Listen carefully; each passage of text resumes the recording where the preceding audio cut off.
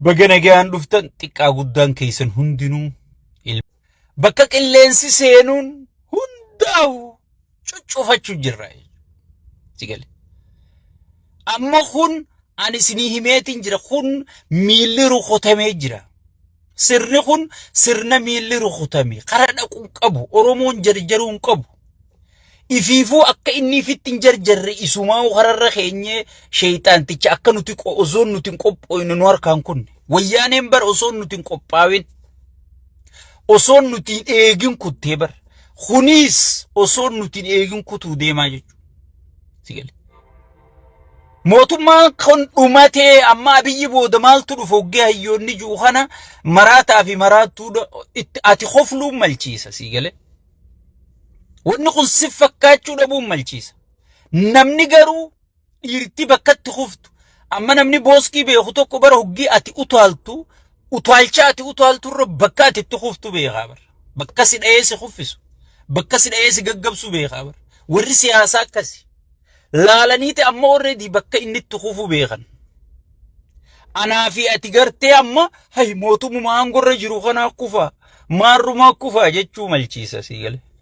Maaliif nutti hin fakkaatu kaa? Nuti already qeyroo karaa cuftee hooy jettee maarroo waraana bibbibim godhee sigale kana eeynaa jechuu. Mootummaan tokko kufe jechuun dursa siyaasaan isaa fudhatama dhabde jechuu. Abiyyi majaartiin isaa ta halkan huccuu hiikkattee wajjiraftu isa namantu. Waan inni haasawu waan inni dubbatu hunda namni ilma namaa dhiisi haadha manarra wanni namatti aanaawee jirti. Wallaahi billaahi rabbiin si kakadha jaartiin isaa isa namantu ni kijibdaan duraa usu jetti. Game is over jechu. Mootummaan tokko amanamummaa dhabnaan siyaa aangoo gadhiisuu miti. Mootummaan tokko kufee mootummaan tokko fudhatama dhabe mootummaan tokko gartee haazaa wal cishiishee tahee kan ja'amu siyaasaan ta'e kufnaan siyasaan ta'e fudhatama dhabnaan hawaasni ati waattiimtu sirraa fudhachuu dhabnaan ati kufte jaamta. Chaansiin takkittiin amma dura mootummaan miila sadii qabaan isiniin jedhe. Diinagdee sigale siyaasa waraana sadeen kanaan qaba. Abiyyi miilli lamaan jalaa kutee waraanaan jira. Kanaa booda inni ka dhufe hunda haga deemutti numa waraanaa jechuudha. Amma dubbiin kufaatii dubbiin isaa hoggii ummanni isa amanuu dhiisee deemtee sirna waraanaa kana keessa seenu jirti jechuudha. Amma jeneraalonni siyaaraa wajjin harkisanii maaltu deemaa jira? Maaliif ummata keenya fitna? Maaliif ummata keenya gudeechifna? Aangoo nama tokkoo tiisuudhaa fi ummata keenya ficcisiifnaa jechuu eegalanii jechuudha. Sigale dubbiin sigale rakkum ittuma deemaa jirti. Mootummaan tokko muka guddaa dhalaal muka guddaa irraas woomarraa fottoysita boruus woomarraa fottoysita qottoodhaan osuma juu qilleensi tokko dhufee kuchiisaan siin je qilleensi sun ozoon hin dhufne qophaa'uu qabna jechaa jira hayyoonni keenya. That's why we talking about it. Kana wanni nuti dubbachaa jiru. Dheengadda bakka odaan irraa jige odaa bakka wayyaaneen irraa jige odaa dhaabuu dadhabeeti hayyoonni keenya hadaa dhaabanii jechuudha. Hadaa santu arra gartee waan adda addaa makatee ummata keenya fixaa jira jechuudha. Arra hadaan sun akkan dhaabbanne bakka hadaa kanarraa buqqifne odaa dhaabuu. Sigale.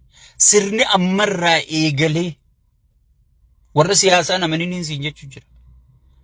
Abbaan fedhe yoo aangoo qabate arratti itti qophaawamuu qaba sirni.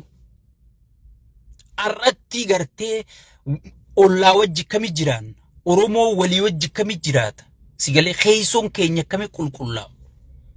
Oromoon guruupiin takka dhuftee gartee akka namichi kun gandummaadhaan isaa jimmaa maarree ta'e isaa miixirqishoo miilliyyoo ta'e bari ilma maarreetichi geessee irra duulan akkan jedhamne sigale. Namni amantiin akka waliin qoonne amma wanni aadaa ta'e tokko hin garree Islaamni Itoophiyaan bulchu miixirqishoon Itoophiyaan bulchu siin jedhan. Maal Islaamni lammii biyya saniitiimi ammarra walii galamuu qabaa jechuudha. Sigale. namni islaama keessa jaawar maqaan isaa jaawar Mahammad aangoon qabatu mitirkishoo hay eenyu je kunundi ammarraa eegalamee irra walii galamuu qaba jechuudha. Hayyoonni keenya kanarra dalagu qaban. Abiyyi ifiin ifirra duulu jira nama ifiin if dhawurra duuluun hin barbaachisu. Irrumaan deebi'e jecha kana. Abiyyi mootummaa ifiin if ajjeesu jiru. Mootummaa hayyuu ari'ee harree aangootti hiru. Mootummaa nama gartee sabanati naajuu hidhee hattuu aangorra guuru. Mootummaa nama saban ajjeesinaa jee'u aangorraa kaasee gara jabeeyyii aangorra naqaajee karoora baasu. Mana ajaja gakkennu. Sigale. Taayyee waan jedha geessanii eenyuutu Oromoo rifanne. Eenyu saba kanaa jiidhan qabneen Oromiyaarra kaajeeti karoora gad dabarsee. Sigale. Warra dhiiga namaa dhuguu ture akka Awwaluu Abdiisan fa'a. Akka Araarsaa Mardaasaa fa'a. Amma isin quba qabdanii Oromiyaa kumaandi poostiin bulchuudhaaf murteessanii jiranii jechuudha. Kumaandi poostii sana eenyu ajaja? Araarsaa Mardaasaatii fi Fiqaaduu Tasammaa ajajaa jechuudha. Isaan akka ajajan murteessanii jiranii jechuudha. Warra ilmi namaa kun namatti hin fakkaanne. Warra dhiiga namaa dhuguu sheexaantichaa wajji dhiiga namaa adda fudhatanii dhuguun isaan biratti qallaaliidha. Eenyu garaa jabaataan. Amma Fiqaaduu aangorraa kaasee fakkeesseeti federaala keessa geesse isa bulchisiisa komaandi poostii Oromiyaa ajajisiisaa jechuudha. Sigale. Amma kanaan murtaa'e dheengadda murteessanii jechuudha. Oromiyaan amma komaandi poostii jala galuuf deemti jechuudha. Tigraay garuu hanga waraana Tigraay kana firraa karaa tokko qabnutti fannoo wajji mari'achuu qabna jedhanii murteessanii jechuudha. Marii akkam lafarra dheereessuu qabna, isaanii wajji mari'achuu qabna, isaan dhageeffachuu qabna, Oromiyaa ammoo komaandi poostiin bulchuu qabna, waraana Tigraayii fi Eeltirarra fokus godhuu qabna jedhanii murteeffatanii adda ka'anii jiranii jechuudha. Isin hin geenye nuti. Informeeshina keessa jiru. Laalme Oromiyaa eenyuutu ajjeesaanii komaandi poostii eenyu garaa itti jabaatan komaandi poostiin qophaa'e. Naannoo Amaaraa garuu mariidhaan qabnaa ni mari'anna malee isaanitti deemuun hin barbaachisu je'anii murteessanii jechuudha. Sigale. Argite?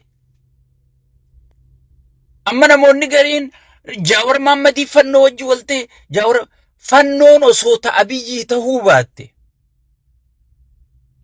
Osoo Abiyyii ta'uu baatte akka waboo labsii yeroo paarlamaadhaan labsii shoorarkeessummaa jala galche fannoos shoorarkeessummaa jala galcha. Yaa uummata keenya dammaqa. Sigale. Ani sunumaaf hin fide informeeshina. Oromiyaan komaandi poostiin akka bultuu walii galamee jira. Komaandi poostii san namni ajaju Araarsaa Mardaasaatii fi Fiqaaduu Tasammaatii jechuudha. Gara jabeeyyii warroottan gara jabeeyyii naatoo takka malee dhiiga abbaa gadaa jilbibbachiisaa rashanaa jeesan. Naannoo Amaaraa garuu ni mari'anna ja'a marii fakkeessaa lafarra butaa hangata Tigraay tana karaa qabnuu jedhaniiti xiyyeeffannaan isaanii sheexaanticha amma ichitti ol deebitee jirti jechuudha. Asumaan gurra si calabu.